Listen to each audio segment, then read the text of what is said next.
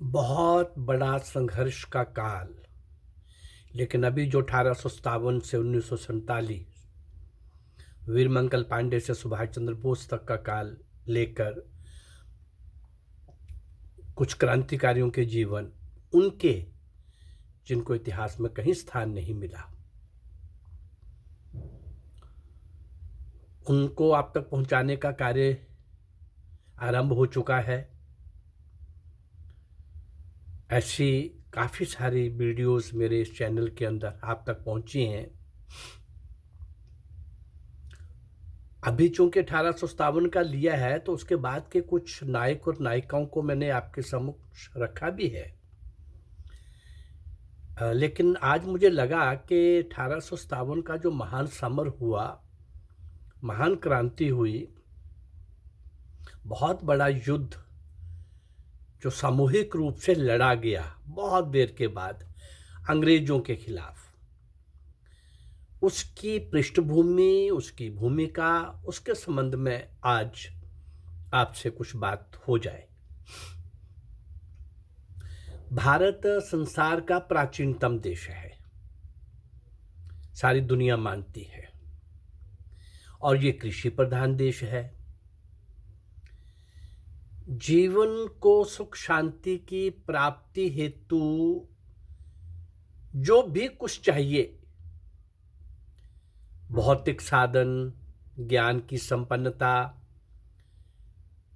तथा पुरुषार्थ जो सुरक्षा प्रदान करती है, वीरता, शौर्य, संपन्नता, ज्ञान, विज्ञान, हर चीज से सुसज्जित ये हमारा देश रहा। कैसी मजेदार बात है कि खाने की सामग्री के रूप में तो अन्न, साग, सब्जी, फल, दूध, दही, तेल, लोहा, कोयला, लकड़ी यानी वृक्ष, चांदी,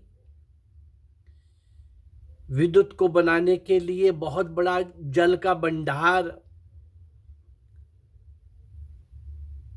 धर्म व संस्कृति के कारण इस देश के निवासियों में पारिवारिक एकात्मता और सद्संस्कार भी विकसित हुए।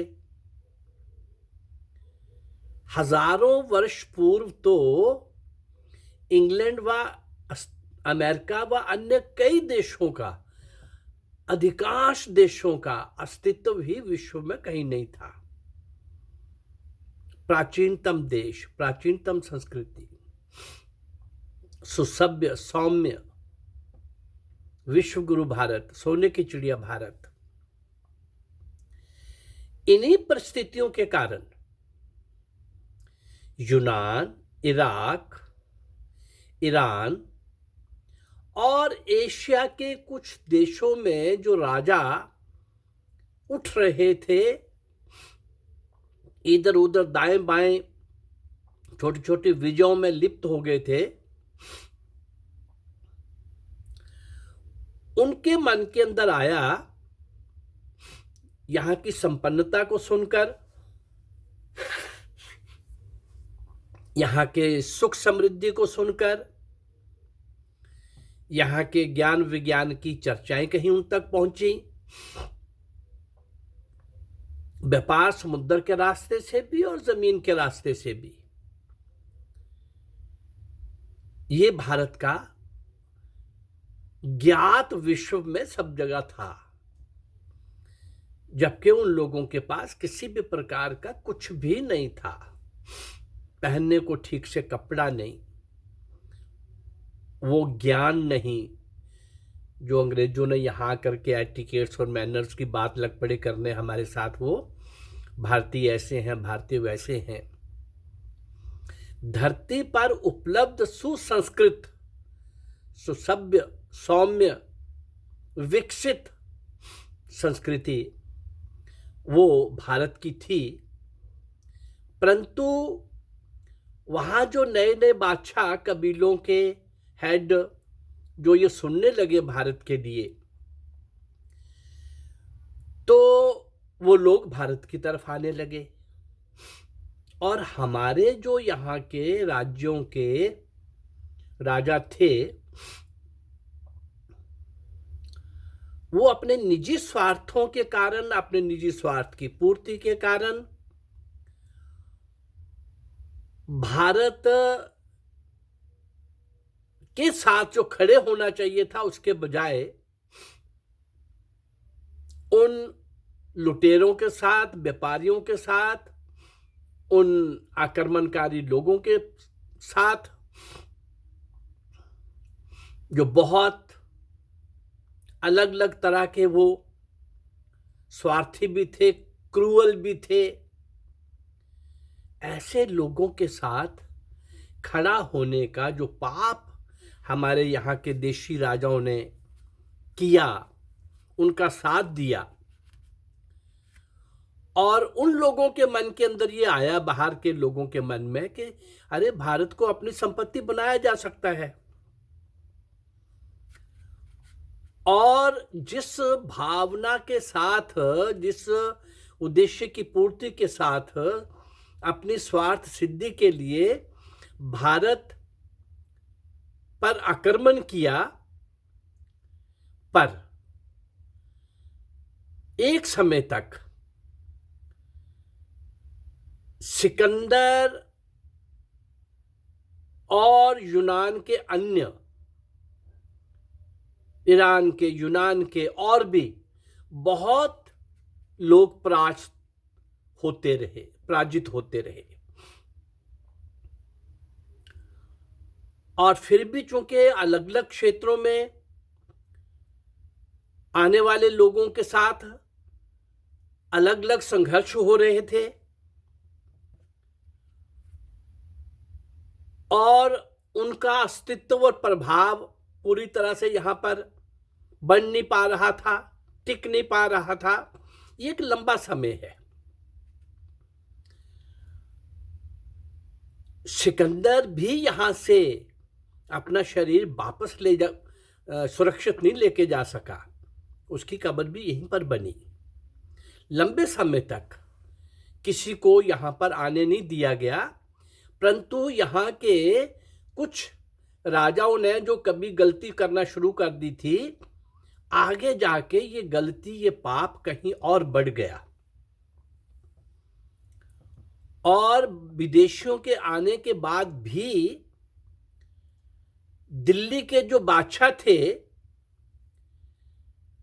उनको मराठों के साथ, सिखों के साथ, बीच का काल मैं बता रहा हूं, जब मुगल यहां पर आकर के, और उन मुगलों का अपने यहां के देशी राजाओं ने जो सहयोग किया, बहुत समय तक बाहर के लोगों के प्रयास के बाद मुगल लोगों को यहां लगा कि यहां रहा भी जा सकता है, यहां लूटा भी जा सकता है। और फिर उनका जो एक ही फंडा है कि इस्लाम के नाम पर जो कुछ वो कर सकते हैं वो करते रहे हैं, वो आज तक कर रहे हैं। ऐसी ही परिस्थितियों में पुर्तगाल, फ्रांस, इंग्लैंड तथा हॉलैंड के अनेक यात्री व्यापारी के रूप में भारत आए। अनेक शासकों की कृपा से हमारे यहाँ के उन्हें आवास की और व्यापार की अनुमति भी दे दी गई। अब उनके मन में निजी आर्थिक संपन्नता का भाव इन देशों के लोगों में था, लेकिन वो अपने देश के हित और देश की संपन्नता का भाव भी उनके अंदर था। जब हम विश्लेषण करने लगे हैं तो उनकी इस बात को एप्रिशिएट करना पड़ेगा। भारत के अंदर उस काल में शासकों व अधिकारियों में आपस में कहीं ना कहीं डिफरेंसेस होना शुरू हो गए थे। कहीं ना कहीं एक दूसरे की अधिकारों की, कर्तव्यों की सीमाओं का उल्लंघन होना आरंभ हो गया था। तो अंग्रेजों ने इसको भांप कर धीरे धीरे चालाकी का उपयोग करते हुए उन्होंने एक अलग तरह का कार्य आरंभ किया। वो क्या? अंग्रेजों की जो संस्था थी east India company, east India company ये बिहार, बंगाल, दिल्ली, महाराष्ट्र आदि प्रदेशों में इस क्षेत्र के बहुत सारे हिस्सों पर उनका अधिकार हो गया था। अब उनकी योजना थी कि सारे भारत को ईसाई देश बना देना और ऐसी व्यवस्था करना जिससे भारत की जो पीढ़ी है, जो समाज है, वो उनके अंदर ये भाव आ जाए कि वो जन्म से तो भारतीय हैं लेकिन विचारों से और व्यवहार से और संस्कारों से वो ईसाई बन चुके हों और वे अपना राज्य तभी स्थायी बना सकते थे।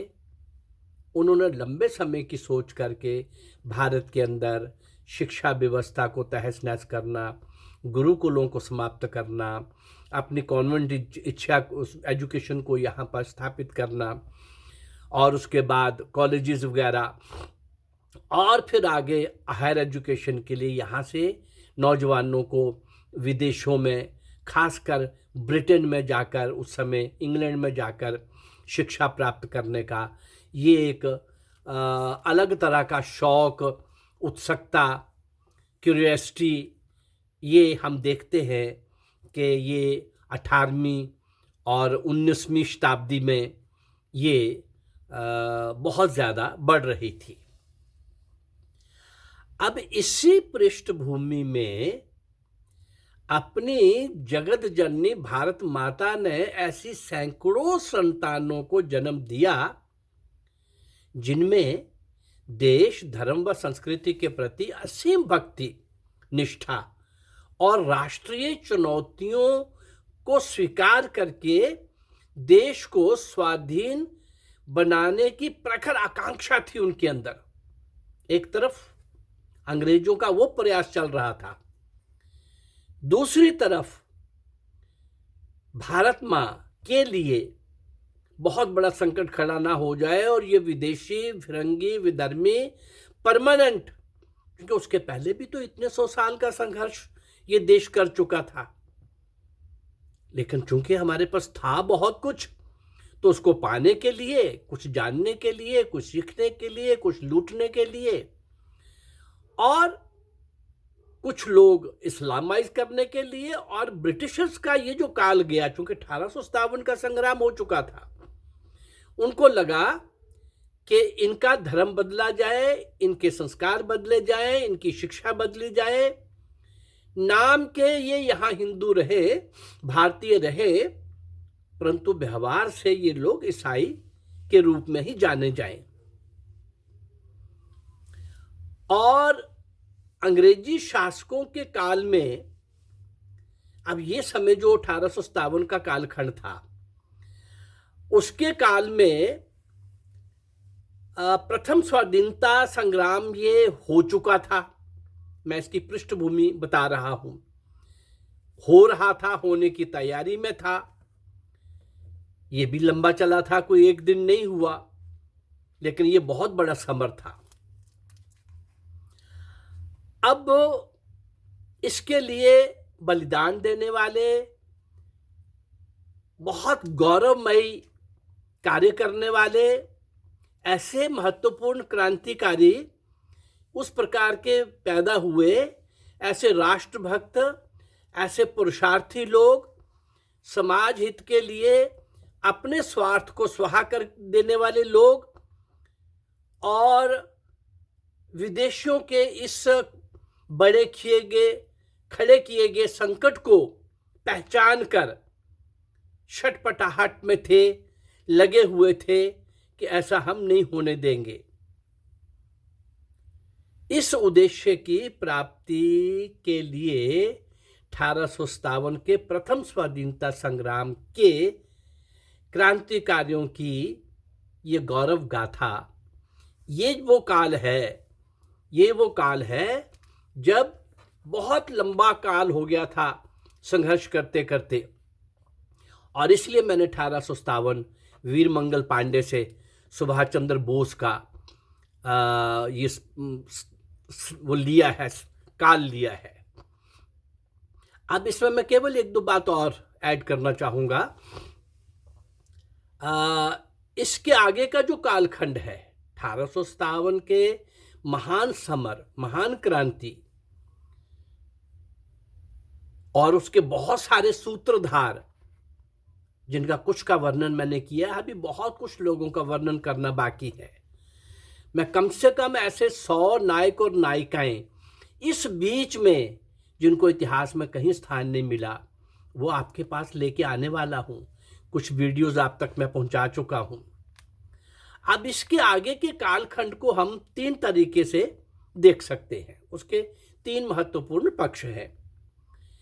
नंबर 1, राजनीतिक पार्टियों द्वारा सत्याग्रह व आंदोलनों के पूर्व स्वाधीनता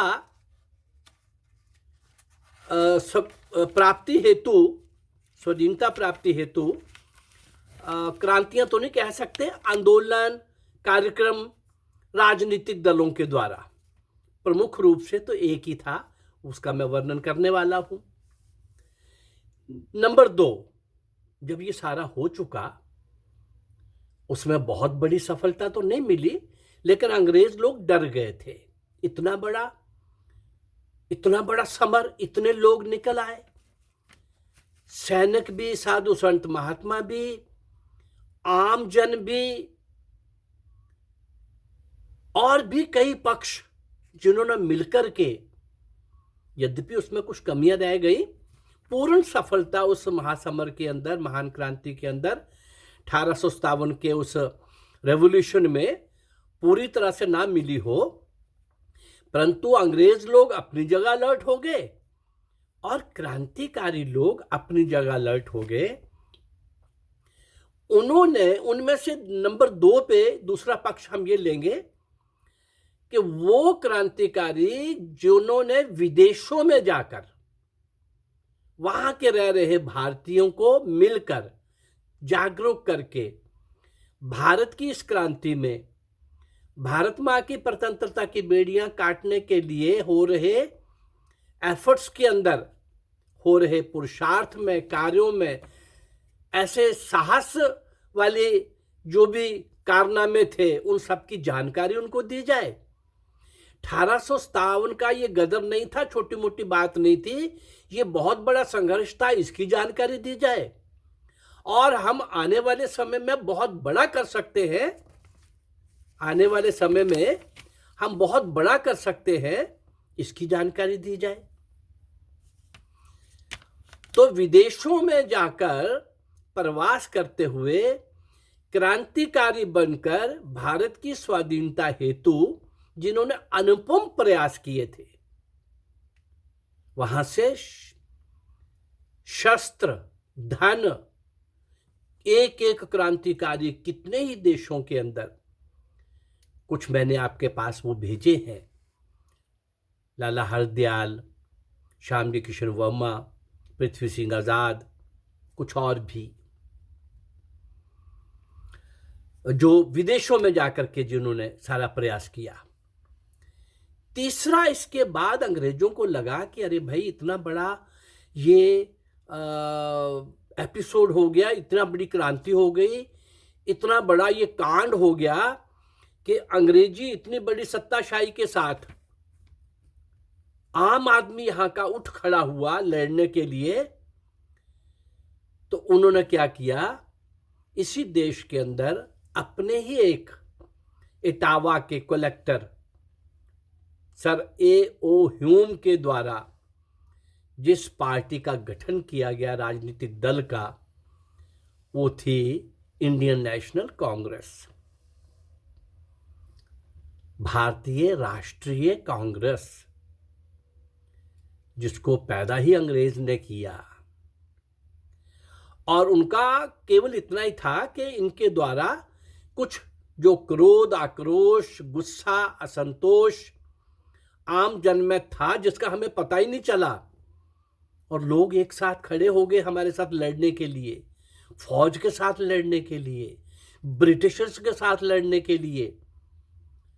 तो इनसे, इस मंच के द्वारा, इस राजनीतिक दल के द्वारा इनसे हमें पता लगता रहेगा इनकी मांगें क्या हैं, और वो जैसे वो एक सेफ्टी वॉल्व की तरह ये धुआं इनका निकलता रहेगा। फिर कोई बहुत बड़ा कांड, बहुत बड़ी क्रांति के लिए ये समाज खड़ा नहीं हो सकेगा। 4 डिमांड्स लाएंगे, एक आध मान लेंगे, 2-3 के लिए उनको खड़ा पंक्ति में लगा देंगे, चलता रहेगा।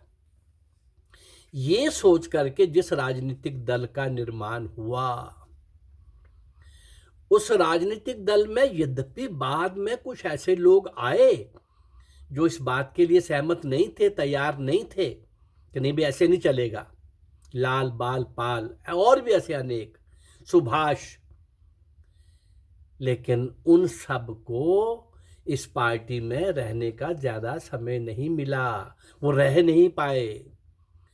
चूँकि कांग्रेस की ये एप्लीकेशन देने वाली और अपनी मांगों की याचक के रूप में खड़े होने वाली मांगों को लेकर, इनमें ऐसे लोग थे जो ये कहते थे कि जन्म सिद्ध अधिकार है हमारा आज़ादी, हम आज़ादी से कम कुछ नहीं लेंगे, अब इनसे डिमांड नहीं करेंगे। इनसे डिमांड क्यों करेंगे, देश हमारा है, हम इनसे डिमांड क्यों करेंगे, हम अपने देश को स्वतंत्र कराएंगे और इनको भगाएंगे।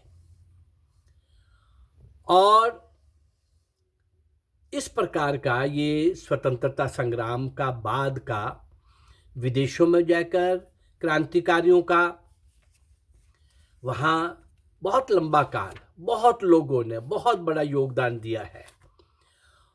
और नंबर 1 पे राजनीतिक पार्टियों के द्वारा, सत्याग्रह के द्वारा, आंदोलनों के द्वारा, जन आंदोलनों के द्वारा अंग्रेजों के पास पहुँचे और विदेशों में जाकर, और तीसरा ये राजनीतिक दल बना करके उनको अपने कंट्रोल में रखना। और जब आप अगला इतिहास सारा देखेंगे, ऐसा लगता है 47 तक ये कांग्रेस उनके कंट्रोल में रही। और आगे जाएंगे जब आप इंडिपेंडेंट विश्लेषण करेंगे उस पूरे काल का, तो ऐसा लगता है कि आज़ादी ना मिली, ना दी, ना ली, केवल पावर शेयर हुई है। और उस पावर शेयर के लिए हमारे काले अंग्रेज जो उन्हीं के हाथों में पनप रहे थे, विकसित हो रहे थे, उन्हीं के दिमाग से चल रहे थे। फर्क इतना ही था कि रंग में फर्क था, जैसा वो भारत के लिए सोचते थे वैसा ये, और इनके साथ आज़ादी के बाद बड़ी दुखद घटना का होना, लाखों लोगों का चले जाना 47 में, और पाकिस्तान का बनना, भारत माँ का अंग कटना, ये सारा दुखद हुआ ही था। परंतु जिहादियों का, उस समय पाकिस्तान लेने वालों का, ये यूपी बिहार के मुसलमानों ने पाकिस्तान बनाया भाई, ये तो गए ही नहीं। जहां पाकिस्तान वहां है, बना है, वहां के किसी मुसलमान ने पाकिस्तान की डिमांड ही नहीं की थी। तो ये एक अलग इतिहास है। परंतु ट्रांसफर ऑफ पावर जिस तरीके से पिछले 50-60 साल जो काम करती रही इस देश के अंदर, इस देश को, भारत को भारत बनाने का, भारत के खोए हुए गौरव को पुनः प्राप्त करने का, भारत का लंबे संघर्ष के काल में बहुत कुछ अस्त व्यस्त हो गया था, छिन गया था, उस सबको वापस ला करके ठीक मेन स्ट्रीम करने का और पुनः भारत को विश्व गुरु बनाने का इन 50-60 सालों में किसी प्रकार का कोई प्रयास नहीं हुआ। ये लोग भारत को ही नहीं समझते थे, ये काले अंग्रेज लोग। और कहा गया जिन 2 लोगों ने आज़ादी लेके दी है, इससे बड़ा और क्रूअल मजाक और क्या होगा। मैं जिन 100 लोगों के नाम आपको केवल वीर मंगल पांडे से सुभाष चंद्र बोस तक आपके सामने लाने वाला हूं, आप इन्हीं को देखेंगे कि इनमें से किसी का भी नाम नहीं हमने सुना हुआ।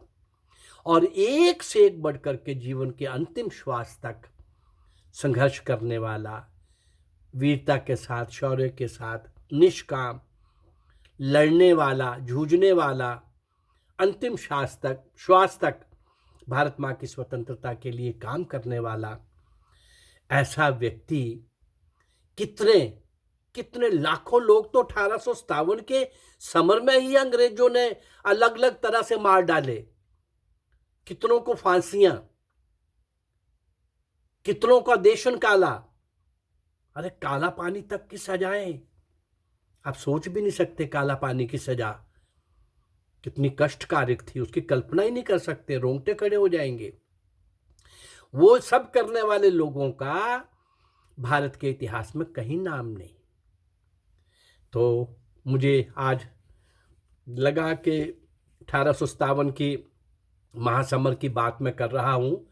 कुछ वीडियोस आप तक गई हैं, कुछ और आएंगी, काफ़ी सारी आएंगी।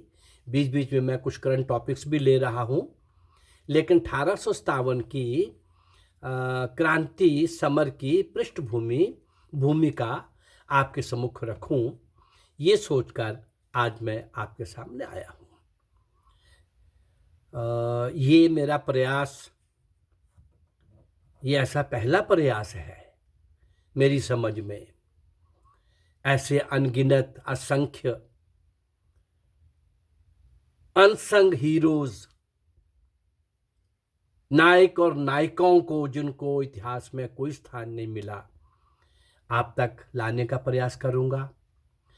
आज 20 देश के अंदर गद्दार दिख रहे हैं, सुन रहे हैं हम लोग, उनको भी एक्सपोज करूंगा। हर भारत के देशभक्त का ये कर्तव्य है कि इन गद्दारों को एक्सपोज करें। और मेरे इस प्रयास में अगर आप मेरे साथ हैं, आपको ये मेरा प्रयास अगर अच्छा लग रहा है, तो मेरे इस चैनल को लाइक करिए, सब्सक्राइब करिए और शेयर करिए, ताकि देशभक्ति के ये विचार और उन क्रांतिकारियों को जिनको कोई आज नहीं जानता, गीत और कविता के माध्यम से और भाषण के द्वारा, बोलकर, गीत से, कविता से, अलग अलग प्रकार की इन्फॉर्मेशन से आप तक जो पहुंचने का प्रयास हो रहा है, इसमें आप भी सहायक सिद्ध होंगे। इसको लाइक करिए, सब्सक्राइब करिए और शेयर करिए। जय भारत।